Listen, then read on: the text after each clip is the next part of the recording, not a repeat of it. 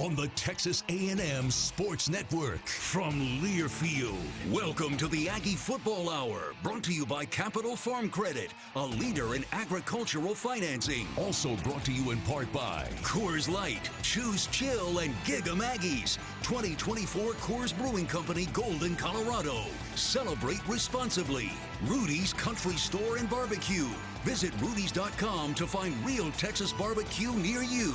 Twisted Tea, hard iced tea for the 12th man. Please drink responsibly. Blue Cross and Blue Shield of Texas. Through it all. And by Capital Farm Credit. Together, we're better. Now, the Aggie Football Hour, brought to you by Capital Farm Credit, a leader in agricultural financing. Here's the voice of the Aggies, Andrew Monaco. Howdy, Ags. Welcome back to Rudy's for another edition of the Aggie Football Hour with Mike Elko. It's presented by Capital Farm Credit. And after the Aggies defeated Bowling Green last Saturday, they moved to 3-1 with a date against the Arkansas Razorbacks this Saturday in Arlington. A lot to do this hour, but we get started by saying howdy to head coach Mike Elko. Howdy, Coach. Howdy. How we doing this week? Everybody doing okay this week? Everybody good? Yeah, they say. It's because the Aggies had 26 and Bowling Green only had 20. That's all that matters most of the time, right? That's exactly right. That's what makes a happy week. That's right.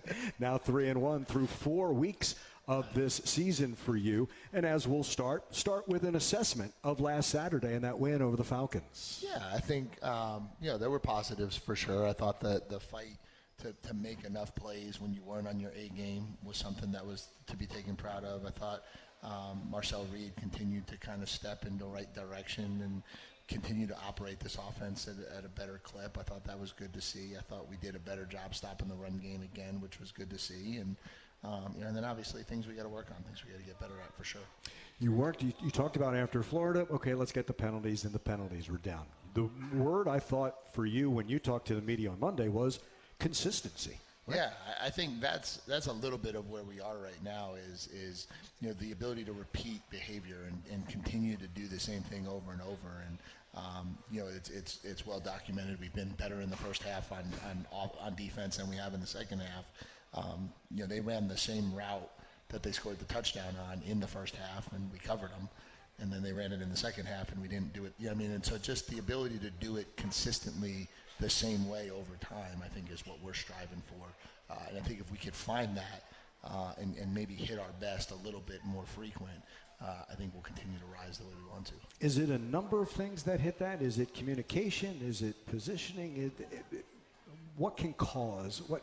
Sometimes, I know not every time, but what can cause something like that? Because then that defense, they take over. Bowling Green's on the 9 after the block punt, and that defense was a completely different defense from then on out. Yeah, am I not allowed to say 18-year-olds cause it? You're allowed to say that all you want, because that's who you're coaching. We deal with 18-year-olds. Yeah. I think that's the one thing that everybody loses track of is if you're out there somewhere and you have a child and he was 18 at one point, and you think about how consistent his behavior was for you in the house, that's about what we're dealing with. But no, I think it's a lot of different levels. I think sometimes it's communication. I think sometimes it's, you play it consistently and you're playing well, and maybe there is that natural relaxation that happens and you're not as locked in or focused, and the next thing you know, that's the bad rep, and that's been the explosive touchdown that's been our Achilles heel a little bit on defense, and we've got to figure out how to get that fixed. And on offense, I still think it's a little bit of learning how to strain to that elite level. If you look at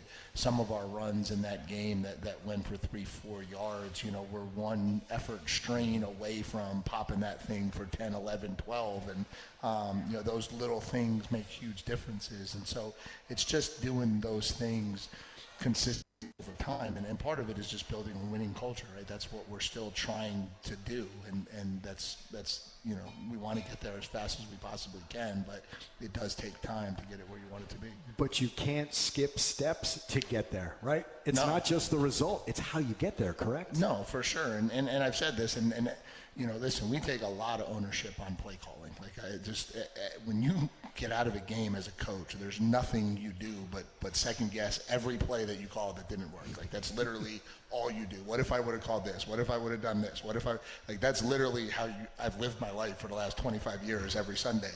But when you really step back and you look at it, like there's also a lot of it which is, we have to be able to do the plays the way we're supposed to do them, right? And that plays a big role in it too. And so I think if you're critical at every level, again, that's where growth comes from. And I think that's what we're focused on. Again, you live in this world where you want it to happen now, but that's just not the reality of it. We're still building, and we're still a work in progress in some ways. It's one thing, though, that you have to be able to, because some teams don't do this. They'll adjust, okay, we'll get to that in our next game. Right. You got to make that adjustment sometimes after the play or the next series, don't you? Yeah, there's no doubt. I think the urgency in the sport of football, the urgency at a school that has the expectations of Texas A&M, the urgency in the SEC, like it's not next year, it's not next week, it's not next, it's like now, we've got to get it fixed now, and that's how we're operating for sure. And you do the same thing within the game. You're identifying the issues and the problems and trying to fix them. And our kids are great. Like our kids are great. It's just not. It just doesn't happen as natural and as easy as you want it to be. And the other thing, and I said this today on the teleconference call, like we don't make excuses, so we don't say these things a lot because we own what's not going the way we want it to go. But like first year, you also have to remember that a lot of our kids are getting in these scenarios together in these schemes for the first time. Right, like we're making the communications against that motion in a game for the first time. We're making that coverage adjustment for the first time, and that's not. That's just a reality, right? It's not meant to be an excuse. It's just a reality. We're identifying a blitz and how to pick it up as an offensive line in Coach Klein's system for the first time, and so. In the framework of some of those things too, I think there's a little bit of inconsistency that creates itself. Might they have done your team a favor in showing you things that you may see later on this season? Yeah, maybe a little bit, but I don't know. They're a well-coached team for sure. I honestly, I thought there would probably be a little bit more wild and crazy stuff coming out of the bye week. We saw the throwback screen on the first play, the reverse. We were kind of anticipating it going in that direction. And again, I thought we started well on defense. We played a really good first half. If you look at how we played our first half against them compared to other teams like us who have played against them, it was one of the more dominating first halves against them that they've had. Then we just didn't do it in the third quarter, and then we came out in the fourth quarter and we did what we were supposed to do. And so it's kind of how the game went. Aggies 26, Bowling Green 20 last Saturday, Arkansas this Saturday in Arlington. Still more to talk about with head coach Mike Elko as the Aggie Football Hour presented by Capital Farm Credit rolls on from Rudy's. This is Aggie Football from Learfield.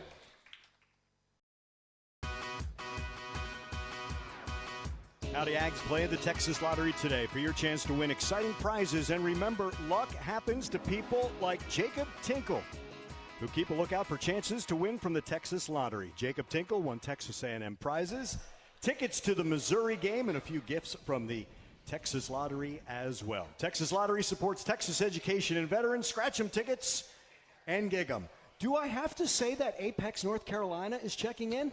Well, we still have family in Apex, North Carolina. Okay, so I'll say that. But the main ingredient is sitting right over here tonight. My wife Michelle is in town this week. The main ingredient, I love it. Wonderful to see you.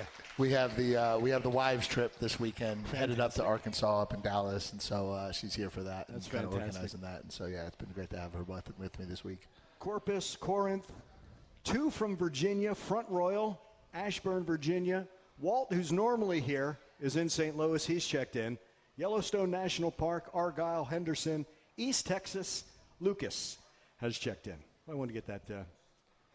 I have Apex written right here. There you go. So I have it. There you go. I appreciate it. Yeah, my daughter said she was going to be tuning in tonight. Okay. So my daughter's out there in Apex. And Perfect. My son's somewhere in the house with her, but probably not paying attention to what I'm doing. That's quite all right. That's quite all right. I wanted to go over something with you because you do this every Monday with the media. You have your own. You have the Texas A&M Players of the Week. And if you would, I'm just going to go down, and if you could just highlight them. Offensive line was Trey Zune this past week. Yeah, I think Trey's played really well for us. I think he's been our most consistent offensive lineman. I think he's really enjoyed a healthy offseason. I think he's spoken about that quite a bit, that he had a bunch of knocks over his career in the offseason and was never really able to lift and do the things that he really wanted to do. And I think he's had a really good offseason. I think that's helped him, and he's playing at a really high level. I think it's back-to-back weeks for us that he's been our offensive lineman of the week. And on the D-line, it was Nick Scorton. Yeah, I think Nick had a really disruptive game. I think as we've the last 2 weeks really kind of shored up our run defense. I think he's obviously played a big part of that, and then I think he added a little bit of value in the pass rush too. How much attention does he get from an offensive line?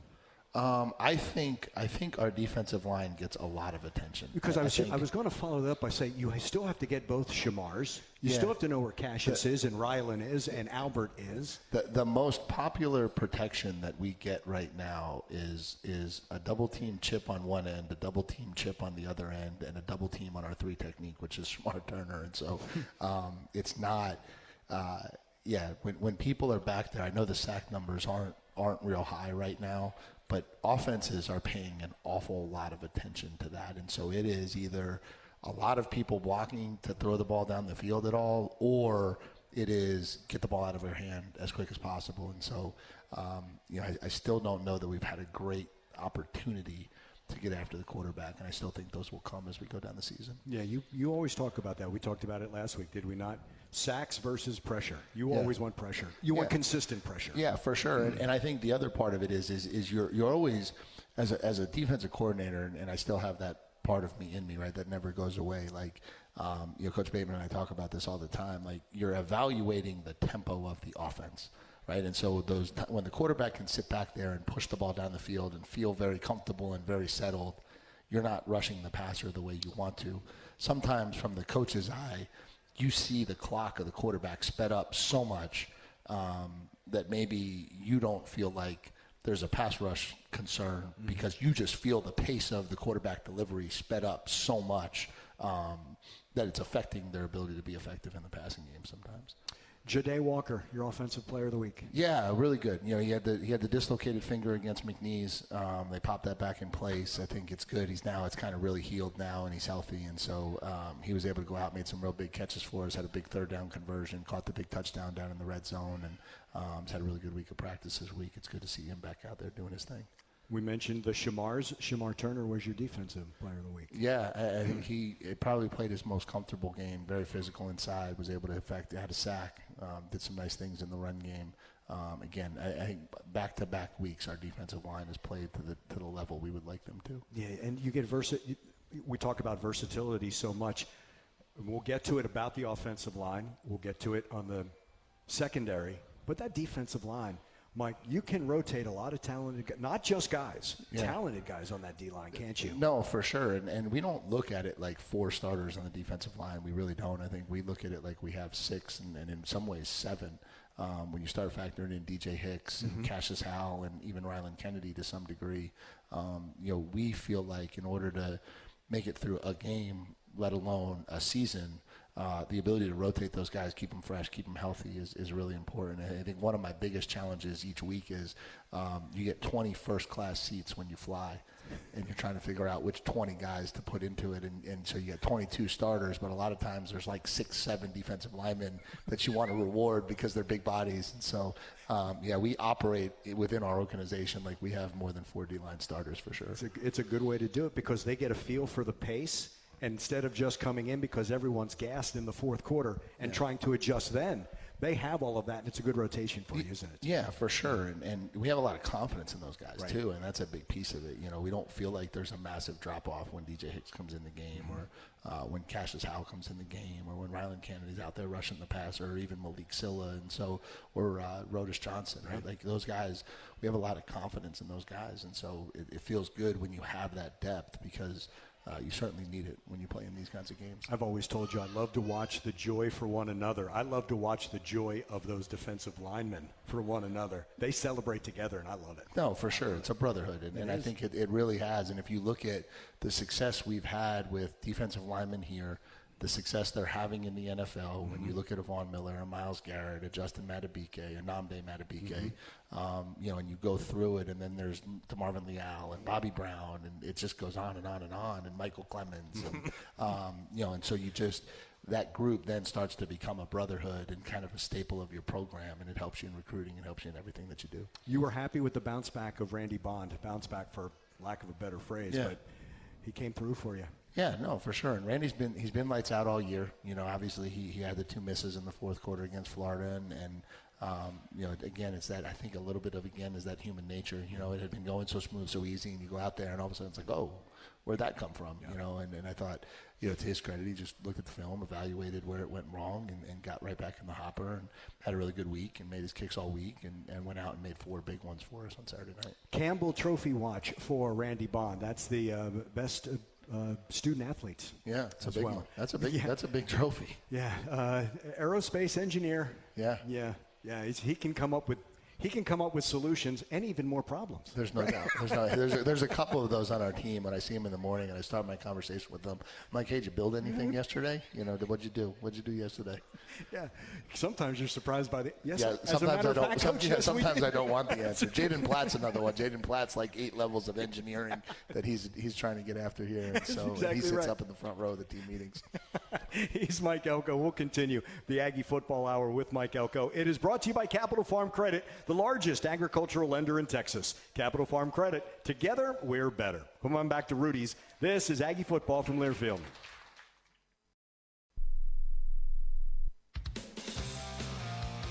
The 12th Man Foundation is the official fundraising organization and ticket provider for Texas A&M Athletics. Support a 75-year legacy and help shape the future of Aggie Athletics by donating today at 12thmanfoundation.com. We continue with the Aggie Football Hour with Mike Elko. It's presented by Capital Farm Credit. We're at Rudy's, 504 Harvey Road here in College Station. Still reviewing Bowling Green. We'll get to Arkansas, also 3-1 in just a little bit. Have we won a coin toss yet? I don't even pay attention. I'm have not we sure not? we have. I don't think we have, but it's not been a bad thing because we've scored every opening drive, as you mentioned. The only, honest to God, I don't remember even how it goes. I just watch it, and I'm just focused on, are we kicking off or are we returning? And so, I get that information, and, I blank it. So we're 0 for 4 on. I'm fairly sure we are. Good Lord. Yeah. I'm going to have to talk to our. AC saying, yeah. Yeah, I'm going to have to talk to our captains about that because we've got to call it 3 out of the 4. So, that means 3 out of the 4 we've been wrong. Yeah, so put it on the captains. Yeah, it's all there. Yeah, I totally agree. How did Marcel handle knowing he was likely to be the number 1 last Saturday? We joked a little about Florida, saying, "Hey, right before the game, hey, you're the guy." Yeah. It was a little different last week, wasn't it? No. He obviously had, he had to take the whole week that week, and he knew what was going to happen and knew where it was going to go. And I thought he handled it well. I thought he's preparing well. I think he's doing the things he needs to do to learn defenses and learn the intricacies of what each defense presents, right? Which each defense presents different challenges, and I think he's embracing that, and it was good. It was good for him last week because I think they kind of did some things we didn't see on tape and did some different things coming out of the bye week with some different coverage looks, and that was good. It was good for him to have to go through that, have to learn through that, have to adjust on the fly, sit down and see the things that we're doing, and it was good. It was a good learning experience for him. We talked before about the label of dual threat is runs as soon as something's not there. Yeah. Yes, he's a dual threat, but boy, does he show off the arm. A couple of those throws were flat-out rifles, weren't they? Yeah, the one he threw to Theo was a phenomenal throw, and he can sit in there and he can really rip the football. There's no doubt about it. And I think as we've gotten more comfortable with him, you're kind of mixing in some different timings too. There's some timings where you're building in some draw game into what you're doing. There's some where you're protecting a little bit better for him so he can sit back in the pocket a little bit more, and then some of it is true improvisation. And so I think he's just getting a better feel each week with how that works and how to best use both of his skill sets to the best of his ability. Theo with another touchdown catch. Trey Watson's been terrific. He's got a catch in each game. Shea Calhoun, Donovan Green. You've got a really good tight end room. I've left out Jaden Platt. You have a really good tight end room, don't you? Yeah, those guys have been effective, and they've been really good for us. And I think the thing that I've been most proud of, and this is the defensive side of me, but I do think they've also improved a lot in the run game and their ability to run block. And I think that's a huge part of our running success is what those guys have been doing, and just got to continue to grow with that as we move forward. They can be a 4th or 5th receiver, but they're always the 6th offensive lineman. Always, right? Always. You can't change that no matter what happens. And somehow, some way, they're always involved in the run game these days. And so they play a big part in it. I always think about every game that we get into, and I'm going to touch it in the next half hour, but You're big on third down, on staying on the field and getting off the field. And the defense, for the most part, Mike, has been getting off the field on third down. The third down efficiency on defense has been good, hasn't it? If you remove the second half of the McNeese game, and unfortunately you can't remove things, but if you remove the second half when we got a little deep into the bench and we won't really run in our third down stuff, I think we're in the top 3 in the country in third down efficiency right now. And so, I think we've been able to do a good job creating different looks and different pressure packages and rushing and covering, and I think it's been good. It's one of the things, I think if you ask people about me, it's probably one of the things that'll come up pretty quick is how much I enjoy third down. Yeah, and just a peek, Arkansas has been very good on third down offensively and defensively. They've been better than they've been the last couple of years on that, and that's a key. Either a drive continues, or it's a field goal, or it's a punt. Staying on that field, it runs into time of possession. It has such an effect, doesn't it? Yeah, all of it. Game flow, game management, game control, all of those things. And, you mentioned Arkansas. They've been really good. I think they're second in the country in third down efficiency. And, one of the things that's really hard, and we have it going for us a little bit right now too, is, when the quarterback does have the ability with his feet to do things, when he can do it both ways, it really challenges you on third down because you can cover him, you can do all the things exactly the way you want to do them, and then he can break a tackle and still get the first down, right? And so, that's the challenge I think this week is they can get first downs a lot of different ways. We'll talk about those Arkansas Razorbacks in our next half hour as we step aside for another break. It's the Aggie Football Hour with Mike Elko, presented by Capital Farm Credit, and this is Aggie Football from Learfield.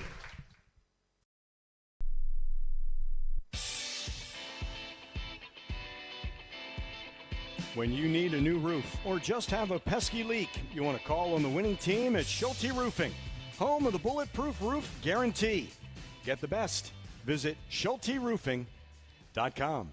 We continue the Aggie Football Hour with Mike Elko. It's presented by Capital Farm Credit. Our next half hour as we peek ahead towards Arkansas. And the first question for you will refer to Arkansas. Philip Lee is here. So that means Philip did his homework. Oh, boy. But Philip started playing football. He also has an interception this season. Okay, where's Philip at? Congratulations, Philip.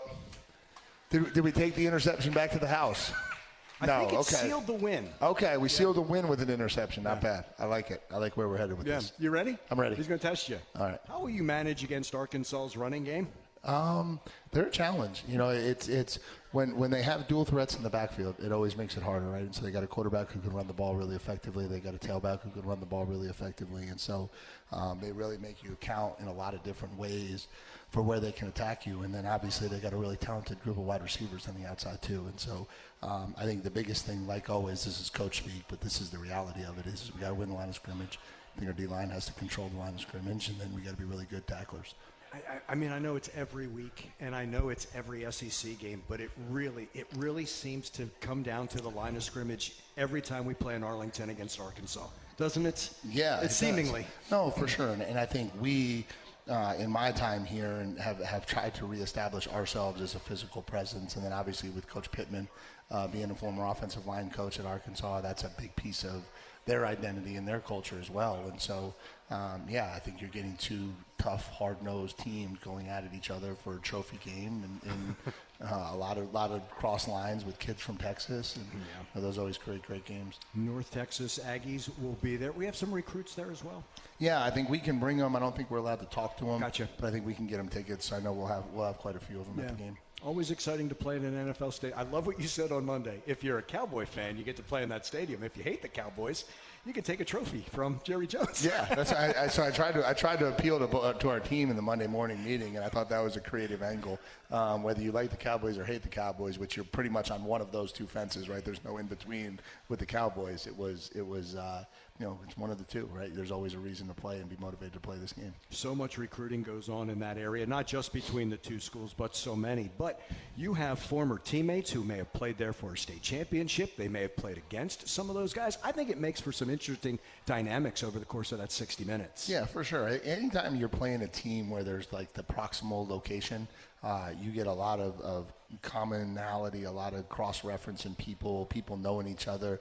Those always create great environments. And it's one of the things I love about the new SEC, the way this thing is formed, is we haven't stretched outside of our boundaries. We haven't become a team where we're playing teams from California and playing teams from Ohio, and we're still geographically located in the South, in the southeastern part of the country, and so you get a lot of those games. You get them with Arkansas, obviously. You get them on Thanksgiving weekend. You get them when we play LSU.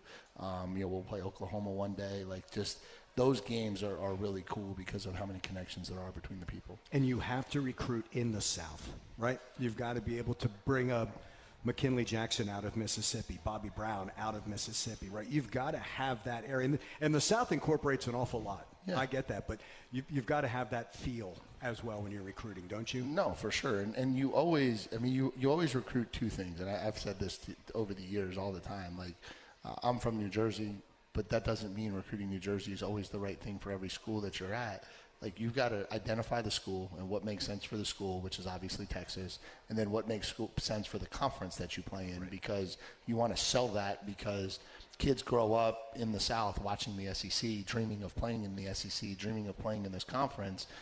That's going to give you an opportunity to go in and sell them on why Texas A&M is the right place for them. And yet it's also a national brand, Texas A&M, correct? Yeah, and it certainly has been. And so we've gone into New Jersey and we've gotten kids. We've gone to California and gotten kids. We've gone to different places in Florida and gotten kids in Atlanta. And so, yeah, I think that's where we, in the last, I think, 11, 12 years, have really expanded with the move to the SEC, with some of the investment in our facilities and resources. I think we've really become an elevated national brand, and now we got to get on those big stages and win at the level we're capable of, and I think that's what takes us through that last step that everybody's looking for. He's Mike Elko. This is the Aggie Football Hour. It's presented by Capital Farm Credit. More to come from Rudy's. This is Aggie Football from Learfield.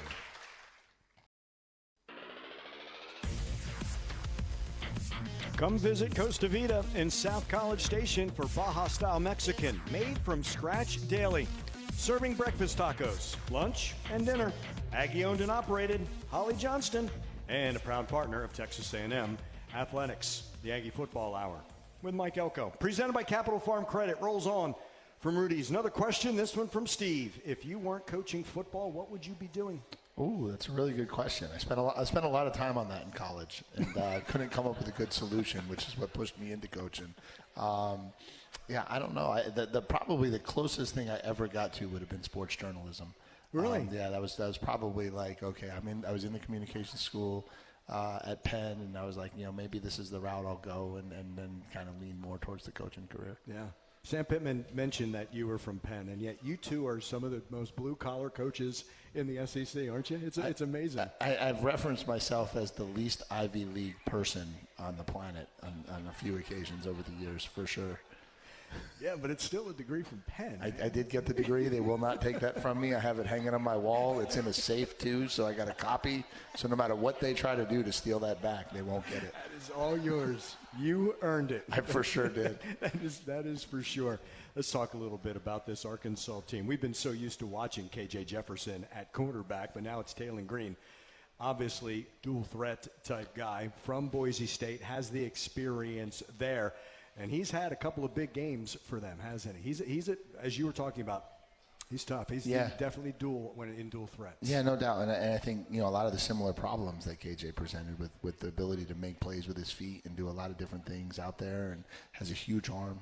One of the things that really jumps off the tape is how far he can throw the football. And so he's hurt people in both with his arms and his legs, and he's had a really good start to the season. He's a big reason why they're 3-1. He has found Andrew Armstrong 23 times, but they've got Santana, who was coming to A&M years ago, goes to Arkansas. I think he does track there, but Tesla is also another one. Broden is. They've got numerous wide receivers. They've been thin at receiver in the past. They seem deeper in that wide receiver spot now. Yeah, for sure. And the Armstrong kid's a Texas kid, and so I'm sure he'll be fired up to play in Dallas, and that'll be a big thing for him. And Isaac Santana, I remember him when we recruited him coming out of high school, and he's been really dynamic in the slot for them. And you just get used to this every week, and it's why we spend all of our focus on ourselves. You put on a tape of an SEC team, they've got really good players, and we're no different. We got really good players too, and so you got to figure out how to create a plan to kind of contain and control their best players, and hopefully we're able to do that successfully on Saturday. With a running back like Jackson, with a quarterback like Green, the key to the tackle is taking him to the ground. Yeah. Correct, because they will bounce off if you're just trying to knock them down.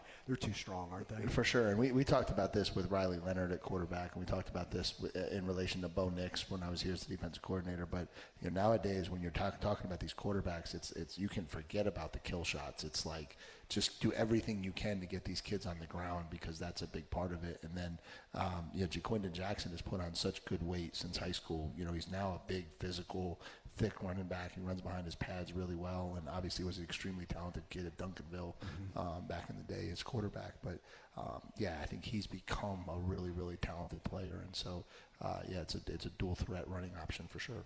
Yet opponents have gotten to Green, and they've hurried him. Is that something Texas A&M can take advantage of? I think so. I think what we have to do, again, is it comes back to you got to win the line of scrimmage. I think we've got to rely on our defensive line. We've got to have a really good game by those guys. They've got to be real disciplined in their rush lanes, but they're going to have to create some urgency in the rushes to kind of get him off of his clock and not let him sit back there in rhythm. I had to put a little disclaimer on this next question. Except for Bowling Green, has there been any school that uses the tight end as effectively as Arkansas? They've always had a tight end, have they not? It doesn't matter who's been coaching. No. And Luke Haas is the one there right now. Yeah, and you go back to even when we played them back when I was here as a defensive coordinator, that was always an integral piece of what they did, and they just always seem to have, and they're always dual. Like, they're never one or the other. They don't have that tall, skinny, they got the guy that can line up at tight end and drive you off the ball, and then when he runs a route, he's got great athleticism and great separation, and so, they can do it all. We'll talk a little bit more about Arkansas in our final segment of the Aggie Football Hour with Mike Elko. It's presented by Capital Farm Credit. This is Aggie Football from Learfield. Rudy's is a proud sponsor of Aggie Football. Be sure to stop by your local Rudy's, like this one, 504 Harvey Road here at College Station, or visit Rudy's.com for some real Texas barbecue. Enjoy 100% oak smoked meats, delicious sides, and Rudy's signature sauce. Colleyville, Brownsboro, New Braunfels, Tyler, Elgin, Upland, California. Which one did I miss? Savannah, Georgia, and Mom's Watching Too. Carol has checked in. Of course she is. Yep, we're always live down in the Daytona Beach area, so we appreciate that for sure. And Troya and Vicky Walling as well. Save the best for last. So hold on, before you go into the best for last. So we talked about this a couple weeks ago. Yeah. Right, and so we've been trying to talk about these. So these are the official Elko era Adidas shoes that my wife rocks on the sidelines for the game. So she has a lot more swag than anything that I have, for sure. And so she just wanted to make sure everybody got a chance to come out and see these. And it's indoors this weekend. It's indoors this weekend. You don't have to worry about the rain like you did in Gainesville. Nope. It's indoors. These are awesome. Yeah, they're nice, right? Those are great. So appreciate Adidas for putting these together for us. And this is the first edition of hopefully many as we move forward. Oh. Yeah. So if she doesn't wear these, so I was just showing them to the camera right here. So Michelle says that Lucchese has made some boots for her. The back. Oh, these back here. So you have the Lone Star logo, and you have Elko era. Well done. That's awesome. I love those. Are you kidding? Sorry, I didn't. And then the Lucchese boots. Yeah. Lucchese makes her boots. Yeah, how about that it? She's going to wear. Shout out to our sponsors. Absolutely. You and I have done this a little while. A little bit. That's for sure. Hey, Captain Obvious, Paul, is on here. He says we need to come out strong from each kickoff. How can we do this? Yeah. Again, it's just the consistency level. Listen, I'll say this to Paul. We would way rather go into the locker room with big leads than we would big deficits. And so as we're building this thing to where we're doing it exactly the way we want, jumping on people early is something we certainly want to do. But no, I mean, we're preaching it. We're talking about it. We're talking as a staff in terms of all the ways we could help our guys, put them in better position to do the things we need to do to sustain the success that we're trying to have. And so, I think we'll get there. I think this Saturday we'll see a complete game. Mentioned another one who just flat out missed Terry Bussey missed a breaking one. Big, did he? Yeah. On Saturday? Yeah, it was again another one of those strains, right? It probably was about half of a second longer sustaining one block, and he was out, like out forever. Yeah. And so, I think we're, again, trying to find creative ways to get him the ball and put the ball in his hands and give him opportunities to use his skill set for sure. Talk about the versatility, your offensive line. You had T.J. Shanahan go out, and Coley was good. He could come in, but Cam Dewberry was all over that line. That versatility, you don't have just tackles, guards, and centers, do you? You made a point of that in camp. Yeah, I think it's critical. And I think if you look at the way we've played through injuries, if you just look at what's happened to our middle, we haven't started a Power 5 game with a center who's lasted past 3 drives. Our starting quarterback has missed time. Our starting tailback's out for the season. And right through the middle, we've had major injuries that we haven't really skipped a beat as we brought the next guy in. And I think that's when you go through summer, when you go through fall camp, those are the things you're trying to build. You're not just trying to build for one game. You're trying to build to sustain and last through 12. And so I think we were able to do a really good job of creating different combinations of guys that could play together, so we haven't skipped a beat. Same thing in your secondary, right? You don't have just corners or just a boundary corner or a field corner or just safeties, just nickels.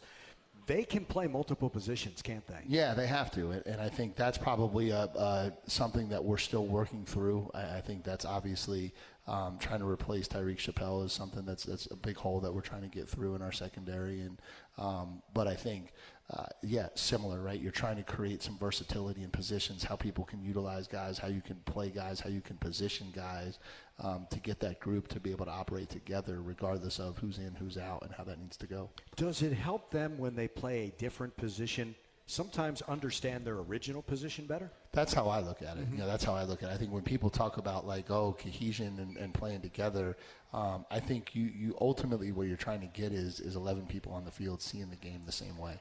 And so sometimes it helps me understand the big picture if I'm looking through your eyes and his eyes. And so I think the more of that you can do, the better. Similar to a kid who may have played defense now playing on the offensive side. Gets a little bit more. If you can open that understanding, they become a little more receptive, and especially when they have success, right? That leads to the confidence as well. There's no doubt. There's no doubt. And again, it's football IQ. You're trying to build football IQ throughout your program, and a lot of that we spend time on the off season on making sure that we do a lot of that stuff. And again, it's not all where it needs to be. It's year one, and we're still working through it, but the kids are embracing it and doing the best they can. Beat the hell out of Arkansas Saturday. That's the plan. Well, I told my son asked me how's things going. I said I'm trying my hardest to make sure we're not calling the hogs at all on Saturday. So that's the plan. Go up there against Arkansas, play the best football game we can, and come out of there with the trophy one more time. Outstanding. Thank you, Appreciate Coach. you, buddy. We'll see you guys next week. Thank you all for coming out. Thanks and give them. Have a great weekend. 1:30 St. Joseph Health pregame. 2:30 is the kick. Foot to ball actually at 2:35 in Arlington. Tony O'Neill has been the producer of the Aggie Football Hour, presented by Capital Farm Credit. Jeanette Menchow is our engineer. For head coach Mike Elko, I'm Andrew Monaco. We thank you so much for joining us. Thanks and gig 'em.